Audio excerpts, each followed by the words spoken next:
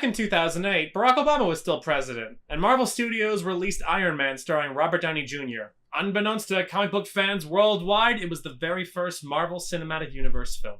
I'm here to talk to you about the Avenger Initiative.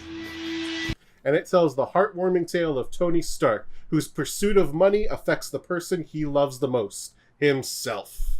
I saw young Americans killed by the very weapons I created to defend them and protect them. And I saw that I had become part of a system that is comfortable with zero accountability. I always hated how Obadiah's villainous intentions never came to light. How so? Well, it's my understanding that Tony and Obadiah went to the same speech therapist, but clearly Tony got better results. Listen, I'm trying to turn this thing around, but you gotta give me something to pitch him. Let me have the engineers analyze that, draw up some specs. No. I'd totally forgotten how different Don Cheadle looked before the motorcycle accident and all that plastic surgery. Yeah, and a lot more hair too. Damn.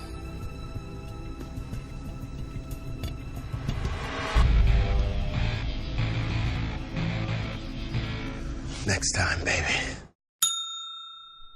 Iron Man also introduced us to Gwyneth Paltrow as the ever-alluring Pepper Potts, and honestly, she and Robert Downey Jr. had sexual tension so thick you could cut it with Stormbreaker. Oh, there's pus! It's not pus, it's an inorganic plasmic discharge. It's from the device, not from my body. It smells! Yeah, it does. And now, a brief word from our sponsors at Allstate.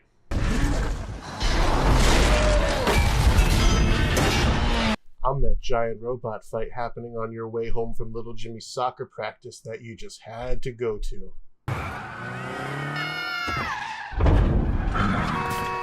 And without the right auto insurance, how else are you going to replace your prized four-door minivan? I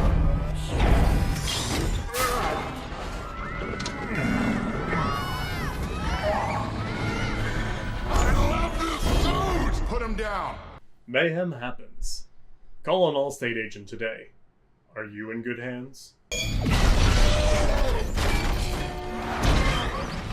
But honestly, who would have thought the dude from The Big Lebowski would need to overcompensate with a 10-ton robot suit that was huger than Tony Stark's?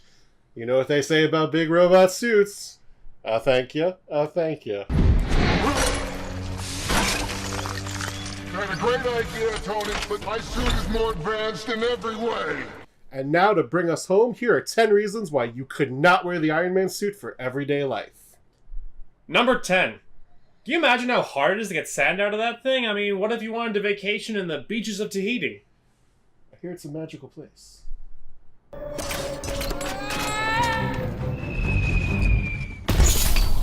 Number 9. It must be a bitch in the winter. I mean, things stick to things in the colds.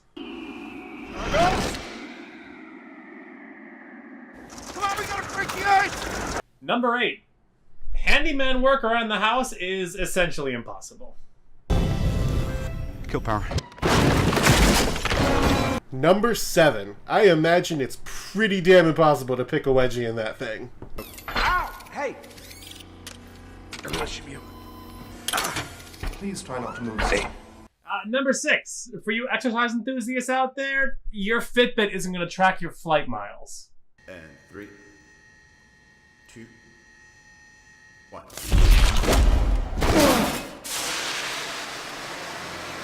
Number 5. I imagine it's pretty hard to get into a canteen on Mos Eisley wearing one of those things, which is probably for the best because Jedi are always starting shit in cantinas, am I right? For lack of a better option, dummy is still on fire safety. If you douse me again and I'm not on fire, I'm donating you to City College. Number 4. As though dealing with TSA at the airports wasn't already bad enough. Okay, good, because I'm staring at one right now and it's about to be blown to Kingdom Come. That's my exit. Number 3. If you're too drunk to fly, forget about taking an Uber unless you're willing to pay group pricing.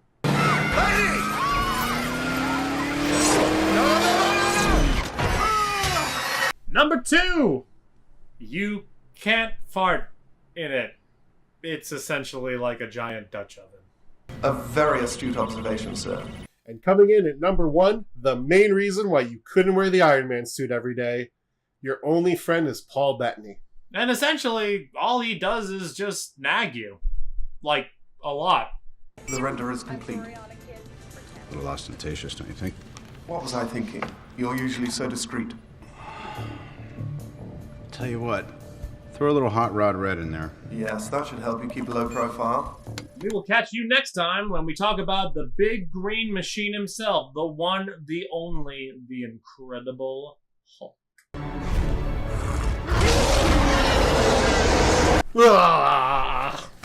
Sorry. Sorry.